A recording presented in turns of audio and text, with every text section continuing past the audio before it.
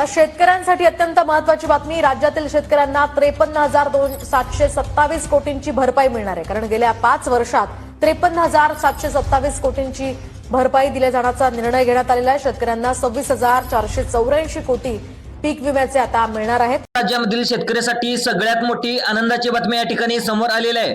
बघा, शेतकऱ्याची सगळ्यात मोठी या ठिकाणी लॉटरी लागली. कारण पीक विम्याबद्दल सरकारने आज या ठिकाणी सगळ्यात मोठी घोषणा केलेली आहे. अखेर शेतकऱ्याच्या खात्यामध्ये रखडलेला जो काय पीक विमा आहे, आता या ठिकाणी अखेर जमा व्हायला सुरुवात देखील झालेली आहे. आज शेतकरी राजासाठी अशी एक बातमी या ठिकाणी समोर आलेली आहे, जे ऐकून तुम्ही देखील या ठिकाणी खुश होणार आहेत. ही माहिती तुम्ही अर्ध्यावर सोडली तर तुमचं लय मोठं नुकसान देखील होऊ शकते. त्यामुळं सगळ्यात महत्वाचं सांगतोय शेवट बघा, कारण सरकारच्या माध्यमातून यादी देखील जाहीर झालेली आहे. बघा शेतकरी बांधवांनो, आता सविस्तर माहिती समजून घेऊया अगदी 2 मिनिटांमध्ये. अखेर सरकारच्या माध्यमातून पीक विम्याची तारीख देखील आता या ठिकाणी जाहीर झालेली आहे. तुमच्यासाठी सगळ्यात मोठी खुशखबर आता या ठिकाणी समोर आलेली आहे. बघा शेतकरी बांधवांनो, पीक विम्याची आणि अतिवृष्टीत जे काही तुमचं नुकसान झालं होतं त्याचा पैसा थेट आता तुमच्या बँकेच्या खात्यामध्ये जमा व्हायला सुरुवात झालेली आहे. आता हे पैसे आता कधी जमा होणार आहेत, त्यासाठी तुम्हाला काय करावं लागणार आहे, तुम्हाला कोणकोणत्या बँकेमध्ये सगळ्यात अगोदर पैसे जमा होणार आहेत, तुम्ही पीक विम्याचा अर्ज भरलाय का, भरला नसला तर तुम्हाला कशा पद्धतीने भरायचा, याची सर्व उत्तरे या व्हिडिओच्या माध्यमातून आज आपण जाणून घेण्याचा प्रयत्न करणार आहोत. सरकारच्या माध्यमातून आता सरकारने नवीन यादी सुद्धा जाहीर केलेली आहे. ज्या शेतकऱ्यांनी 25% अग्रिम विमा काही शेतकऱ्याला भेटला तर काही शेतकऱ्याला भेटलाच नव्हता, परंतु आता सरकारने नवीन आदेश देखील काढलेले आहेत, जो तुमच्या प्रपंचाला मोठा आधार देणार आहे. बघा यामध्ये एक मोठा देखील पेच मोडलेला आहे, तो म्हणजे अगदी काही मिनिटांमध्ये सांगणार आहे. शेतकरी बांधवांनो, बघा पीक विम्याबद्दल सरकारच्या माध्यमातून ज्या काही याद्या जाहीर झाल्या आहेत, ज्या शेतकऱ्याने पीक विमा भरला होता त्यांच्यासाठी ही बातमी म्हणजेच अडचणीच्या काळात मोठा आधार ठरत आहे. आज अनेक जिल्ह्यामधून ही या ठिकाणी पाहायला गेलं तर आनंदाची बातमी या ठिकाणी समोर येत आहे. परंतु थांबा, ही रक्कम नेमकी कोणाकोणाला मिळणार आहे, कोणत्या शेतकऱ्याला मिळणार आहे, कोणाला मिळणार नाही, हे कळल्यावर तुम्हाला धक्काच बसणार आहे. त्यासोबतच राज्याचे मुख्यमंत्री यांनी मोठी घोषणा देखील केलेली आहे. बघा ती कोणती मोठी घोषणा केली आहे ते देखील सांगणार आहे. शेतकऱ्याला माहित नाही, त्यामुळे आता भरपूर शेतकरी वंचित देखील राहणार आहेत. परंतु जे शेतकरी महत्वाचं काम करतील त्यांच्या खात्यामध्ये पीक विमा जमा होणार आहे. आता बघा शेतकरी बांधवांनो, सरकारच्या माध्यमातून स्पष्टपणे सांगण्यात आले. आता तुम्ही म्हणाल की नेमकं कोणत्या बँकेमध्ये पैसे जमा होणार, तर बघा ऐका, महाराष्ट्र बँकेमध्ये पैसे जमा होणार आहेत, युनियन बँकेमध्ये पैसे जमा होणार आहेत. त्यानंतर ज्या काही सरकारच्या बँक आहेत, HDFC बँक आहे, या बँकेमध्ये सुद्धा पैसे जमा होणार आहेत, ही खासगी बँक आहे. त्यानंतर पाहायला गेलं तर स्टेट बँक ऑफ इंडिया, नंतर Maharashtra bank, bank of India या बँकेमध्ये सुद्धा पैसे जमा होणार आहेत. जिल्हा मध्यवर्ती बँकेमध्ये पैसे जमा होणार आहेत, जिल्हा सहकारी बँकेमध्ये पैसे जमा होणार आहेत.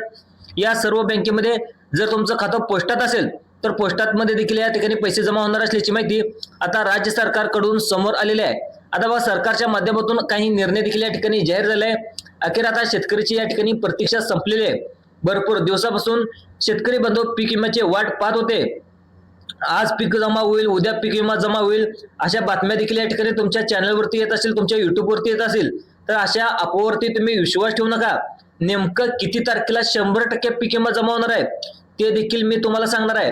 त्यामुळं अनेक जे काही युट्यूब चॅनल्स आहेत, अनेक न्यूजवाले आहेत, आज दुपारी पैसे जमा होतील, संध्याकाळी जमा होतील, बँक खाते तपासा असे देखील तुम्ही सारखे देखील पाहत देखील असाल.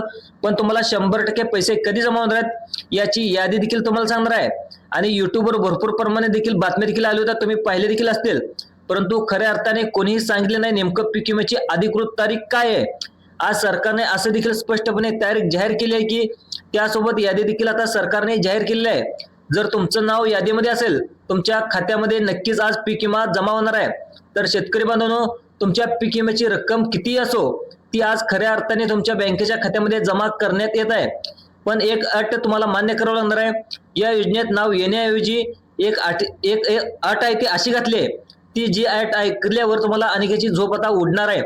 ती अट नेमकी काय आहे थोड्याच वेळामध्ये तुम्हाला सांगणार आहे. पण आता शेतकरी बांधवांनो, सर्वात महत्वाचं म्हणजे बघा, सरकारने जी काही यादी जाहीर केली आहे ती यादी आता माध्यमातून सरकारच्या माध्यमातून या ठिकाणी पीक विमा वितरित केला जाणार आहे.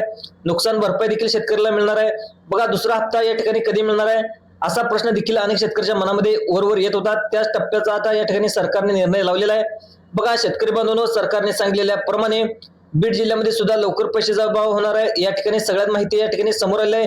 जिथे जिथे लाभार्थ्याच्या याद्या जाहीर केल्या जातील या ठिकाणी देखील पैसे जमा होणार आहेत. त्यानंतर नागपूरमध्ये सुद्धा हे पैसे जमा होणार आहेत. आता बघा, नागपूर जिल्ह्यामध्ये असाल आणि तुम्ही पैशाची वाट बघत असाल तर तुमच्यासाठी सुद्धा अतिशय महत्वाचा हा व्हिडिओ असणार आहे.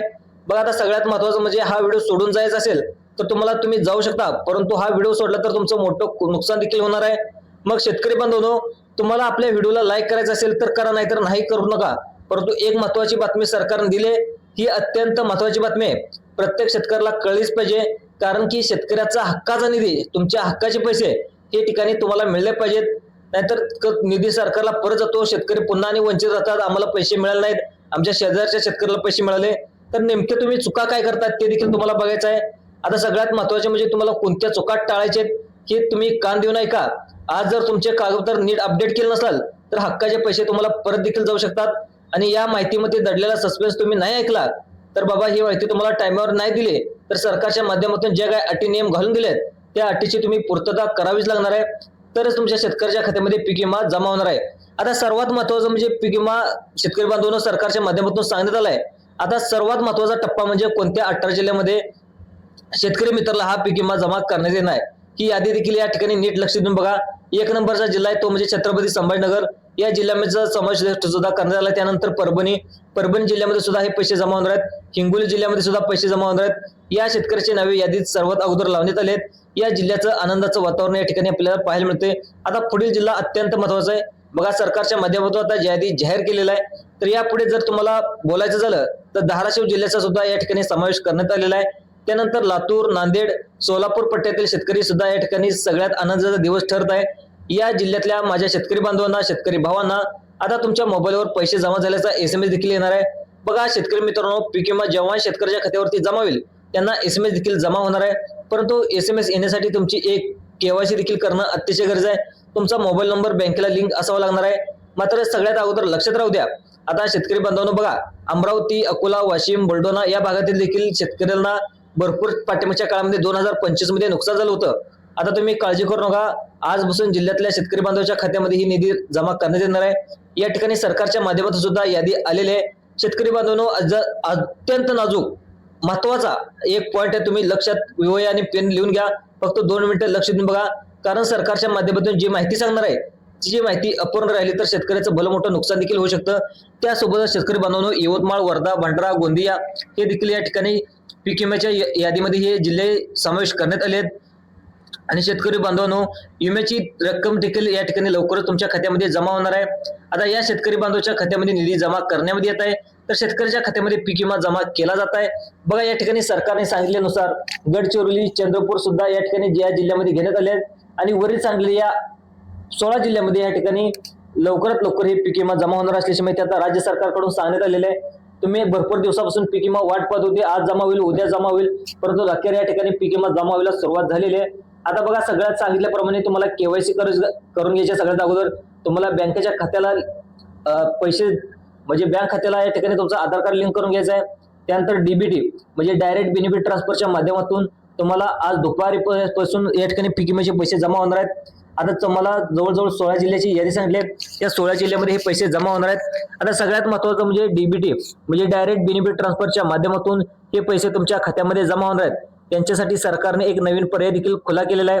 बघा, नवीन पर्याय काय आहे बघा, जर तुम्ही दुसरी यादी नेमकं कोणत्या तारखेला येणार याची पक्की माहिती सुद्धा आता सरकारने सांगितली आहे. जर तुम्हाला ही माहिती हवी असेल तर एका सेकंदात सुद्धा इकडे तिकडे बघू नका, कारण जी माहिती समजली तर तुमच्या खात्यामध्ये विम्याचे पैसे येणार आहेत. आता बघा शेतकरी बांधवांनो, जाणून घ्या की सरकारने ज्या प्रकारे सांगितलं आहे की दुसरी यादी जेव्हा कधी सरकार वितरित केले, कधी प्रकाशित करेल, सर्वात प्रथम तुम्हाला आपल्या चॅनलवर माहिती येईल. त्यामुळेच आपल्या चॅनलला सबस्क्राईब करा.